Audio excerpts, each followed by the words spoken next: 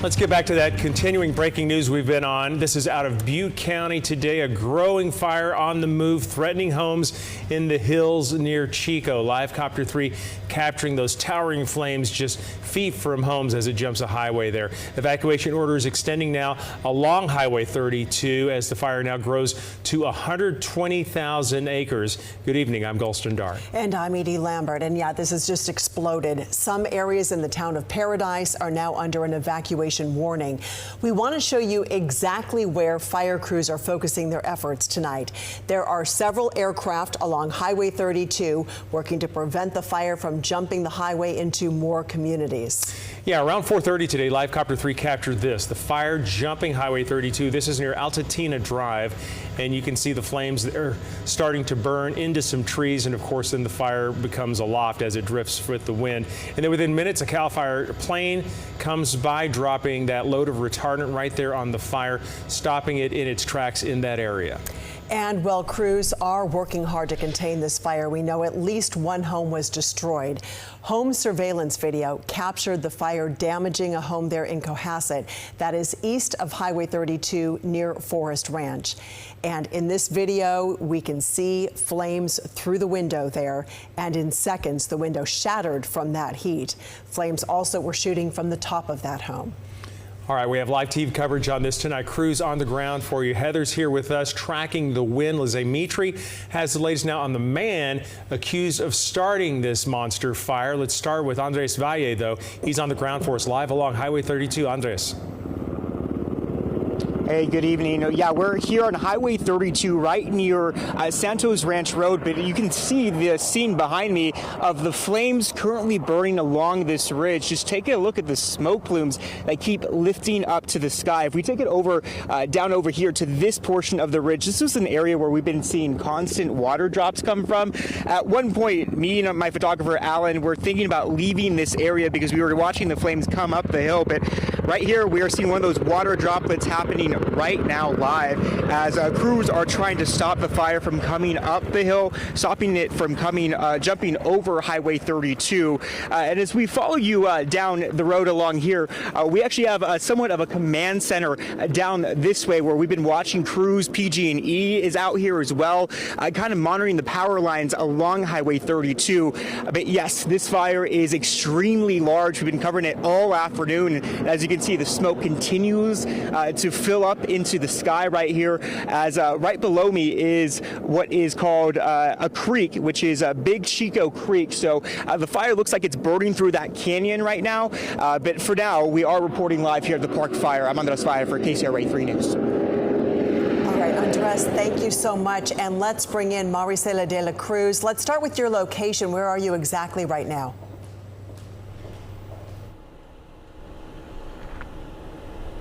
Yeah, Edie, we are along Cohasset Road. We just moved a little bit more north from the area where we were at in the earlier shows, and this is a part of the area where the Park Fire swept through last night. You can see some of the damage, the charred land here, and obviously, you know, not a lot of brush out here because, again, this is where the fire swept through last night. We can also see plumes of smoke back there. You also saw that in our earlier shows, and some of the things that challenges that fire crews are dealing with are, you know, the weather, the hot temperatures, these winds that we've been having throughout the day, and also the terrain. That is one big concern for them.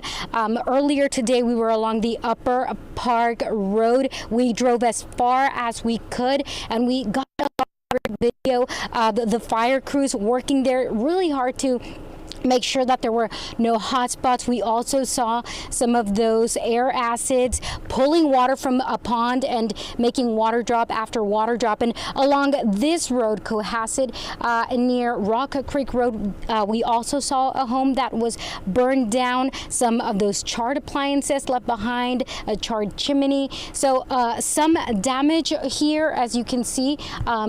throughout the area. But for now, that is what we have. We did speak to CAL FIRE, a CAL FIRE spokesperson. Let's go ahead and take a listen to what he told us about, because when they are making those evacuation warnings and those orders, it is very important for residents in the area to listen to them, because it does become dangerous also for all those fire crews and officials that are out here trying to put this fire out. All right, thank you so much for that. And let's now take a look at a wildfire camera, and we want to show you some time lapse from Bald Mountain. What we're really focusing on here is the rotation in those clouds. So let's check in with our meteorologist, Heather Waldman, who's been looking at those wind conditions. Heather? Yeah, and we do know, of course, that fires, especially burning of this kind of intensity, can sort of create their own weather. And it looks like that's what we were looking at there. Not just that tall column of smoke, but the fact that that column of smoke was rotating. We're actually seeing that rotation on our radar. So the tool I'm showing you isn't looking at areas of rain or snow. It's looking for the direction of the wind. So anything in red here, that's air that's moving away from the radar. Anything in green, that's air that's moving closer to the radar. So this radar site is at Beale Air Force Base, a little off to the south here. So you can see, we call that a couplet, that little area of rotation. I'm going to put this into motion just to give you a better idea of how this has been moving. So you can see it picks up right here, and then it continues to move off to the north and northeast. So this is what we would call a fire whirl, where just the heat from the fire, it's drawing air in. As that air rises, it rotates with the heat of that fire, and it can produce some pretty intense winds on its own as well. Fortunately, based on our mapping, it doesn't look like it's moving near any areas that would certainly be densely populated, but just an example, again, of how intense this fire is behaving this afternoon. Another visual here, high-resolution satellite showing just how much smoke this fire continues to put up. This satellite loop has looked just like this all day long today. Normally during the morning hours, things kind of settle down a little bit. That has not been the case with this fire, because the winds have been very strong, and we know the fuels are also very dry. Closer view here, every now and again you see a little burst of white. Those are those pyrocumulus clouds forming on top of the actual smoke plume. Just another way, again, these fires sort of create their own weather. Most recent perimeter, again, coming in from midday today, when the fire was estimated at about 70,000 acres. We now know it's over 100,000 acres at this point. Adding to that, this fire is now burning in an area under a red flag warning because of the winds, because of the dry air, and of course the dry fuels to go along with that. This red flag warning in effect all the way through 11 p.m. on Friday. So firefighters are going to have some really difficult conditions to deal with. And of course, we know the more that this fire grows in area, that fire perimeter that they have to work along is only multiplying that much faster. Back to you. Yeah, absolutely. Thank you so much for the explanation. We want to show you this, a scary moment for that truck that was hauling a trailer along Highway 32. Live Copter 3 captured the moment. That driver really had to avoid those flames. This was at Altatina Drive. And we also saw a number of fire trucks out on the roads. And we want to show you this as well. A camera used to spot wildfires was damaged last night in Chico. This is the last image the camera on Richardson Springs was able to send out. And you can see the flames shooting up the tower where the camera was posted. This was just before 8:30 last night. As firefighters race to protect lives and homes, a Chico man is now in jail accused of starting this fire. Ronnie Stout was arrested this morning, now facing arson charges. KCRA 3's Lizzie Mitri joins us now, and she looked into his criminal history.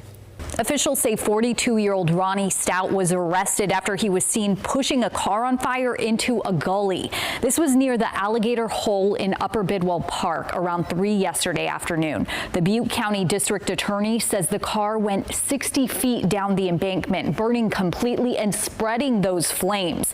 Live Copter 3 spotted that car today. The DA says a witness came forward leading to this arrest. That witness saw a fire begin under the front left of Mr. Stout's vehicle and felt that his activity was somewhat strange and that he was doing nothing other than watching the fire.